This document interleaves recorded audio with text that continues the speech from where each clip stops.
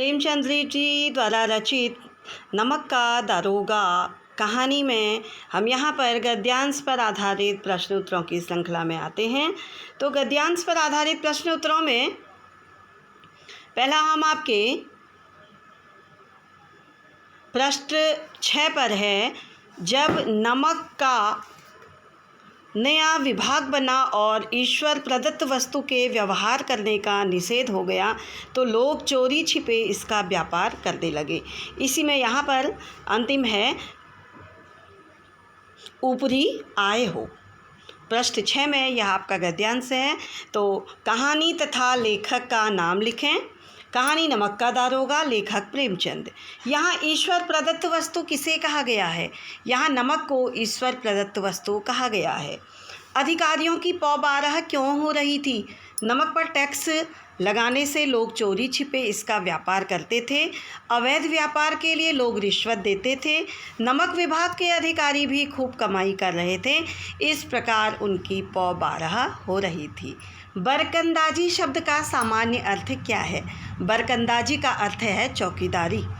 वंशीधर को पिता ने क्या सीख दी? वंशीधर को पिता ने सीख दी कि नौकरी के ओहदे पद पर ध्यान मत देना, ऐसा काम ढूंढना जहां वेतन के अतिरिक्त आय प्राप्त होती हो। तो अगला गद्यांश है आपका प्रश्न 11 में है आपका, दुनिया सोती थी पर दुनिया की जीभ जागती थी। यह है डैश पाप कट गया, मानो संसार से अब पापी का पाप कट गया। तो प्रश्न है, दुनिया सोती थी पर दुनिया की जीभ जागती थी से क्या आशय है? इस कथन के माध्यम से लेखक स्पष्ट करना चाहते हैं कि इस संसार में लोग अवसर पाकर किसी भी घटना का किसी भी प्रकार से मजा ले लेकर वर्णन करते हैं। सबकी जुबान पर क्या चर्चा थी और क्यों?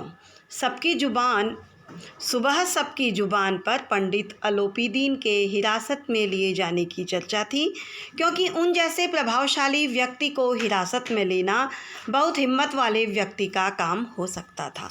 लोग किस पर टीका टिप्पणी कर रहे थे? लोग पंडित अलोपीदीन द्वारा नमक की कालाबाजारी करने पर टीका टिप्पणी कर रहे थे कि